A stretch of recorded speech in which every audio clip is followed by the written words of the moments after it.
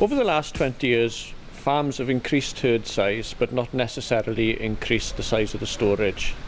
Now, with the introduction of the SAFO regulations in 1991 and the renewal of them again in 2010, slurry storage has become important. So a lot of farms are looking at increasing storage to ensure that they comply fully with the regulations, as well as getting the maximum benefit out of the slurry that they are storing due to the price of fertiliser costs, etc. Well, the main points to consider are basically the site to start with. You need to look at what aspects of the site are important and where you need to locate the slurry storage.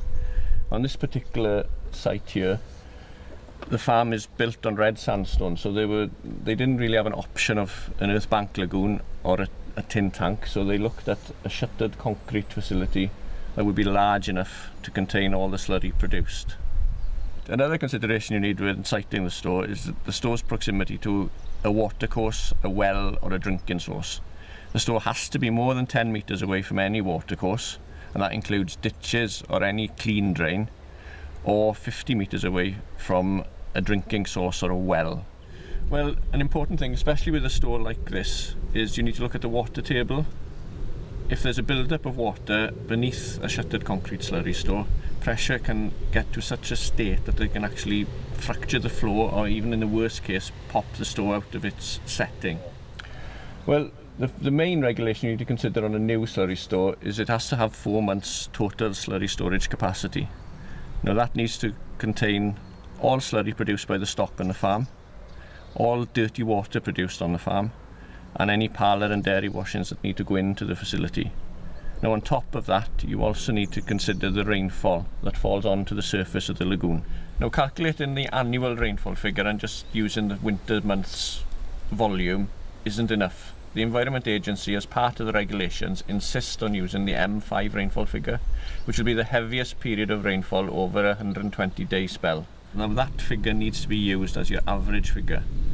You need to get that figure from the Met Office. They can supply you with the figure, but it's essential really that that figure is used during the calculation, because that will determine the overall volume of the slurry store. Well, as part of getting the slurry store passed by the Environment Agency, the lagoon has to comply with BS 5502. The lagoon, a shuttered concrete store, has to have a structural engineer's design and certificate at the end to ensure that it's been designed to cope with the volumes of slurry that have been put in it, and that the walls are suitably built to cope with the volumes of stress that are put against them. Once you've established the volume of material you need to store, then you need to calculate the size of the lagoon to suit. Now, not only does the lagoon have to have the 4 months storage capacity as a minimum, you also need to consider the freeboard requirement on top of the lagoon. Now, on a shuttered concrete store like this one, you're looking at a 300mm freeboard, which is basically space from top of slurry to top of store.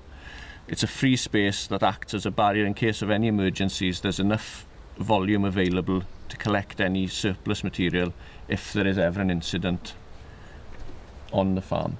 But with this particular store, you can see they've put the safety fence around the boundary. Now that is a critical part. The store won't be legal unless it's got a safety fence around the perimeter to prevent anybody falling in or any accidents occurring.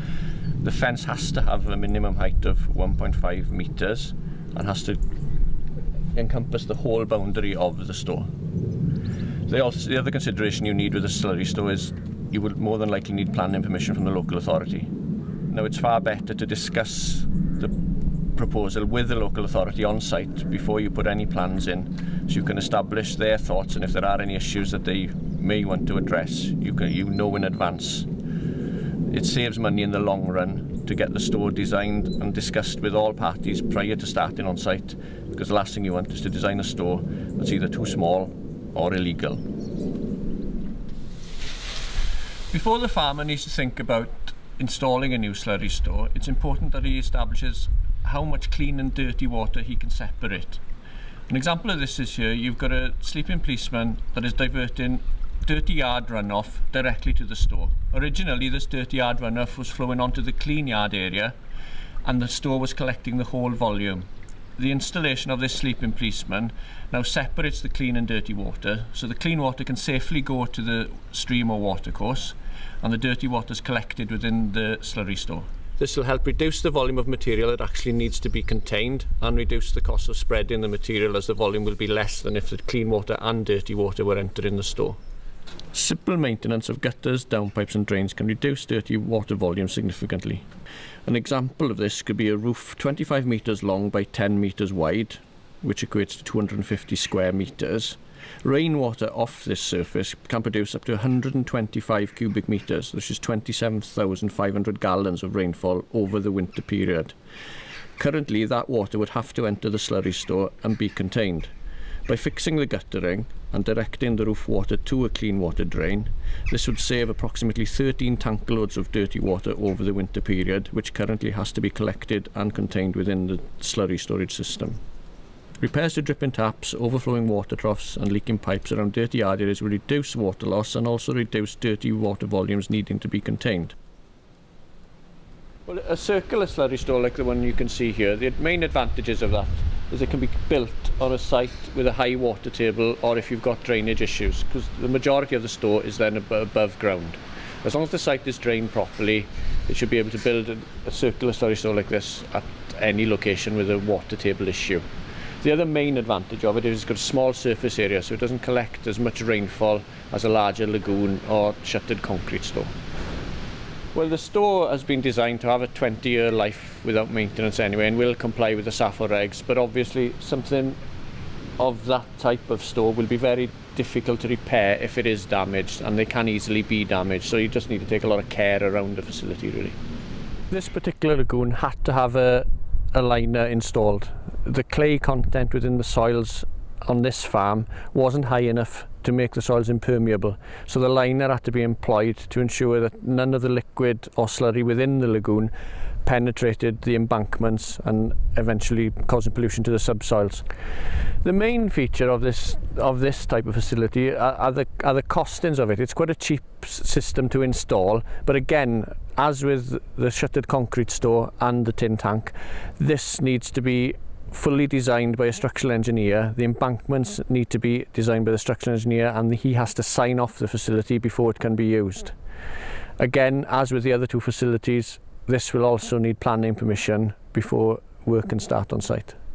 The main thing that a farmer needs to consider with a lined lagoon, and this is essential really to ensuring that there is no pollution from the facility, is that when mixing, the liner is not ripped. Any rip in the liner, the dirty water or slurry will seep beneath the liner and potentially cause pollution. One way of solving that is to put a concrete base to the lagoon, or even a concrete pad that the mixer can sit on and safely mix the contents without the risk of any damage to the surrounding liner. The two lagoons we looked at previously, the shuttered concrete lagoon and the above ground tin tank, both require a 300mm freeboard. An earth bank lagoon requires a 750mm freeboard, which is considerably more than the other two. Now, when the calculations are being made for the capacity of the lagoon, looking at the slurry and dirty water produced, it's important to remember that the freeboard facility has to be included in the calculations, because this will make a big effect on the actual capacity of the facility and the size of the lagoon. Ideally, this needs to be discussed with the Environment Agency before work starts on site to ensure that they are happy with the volume of the facility and that it complies fully with the SAFO regulations. A requirement of the SAFO, or Slurry, Silage and Agricultural Fuel Oil regulations, is to notify the Environment Agency of any new structures.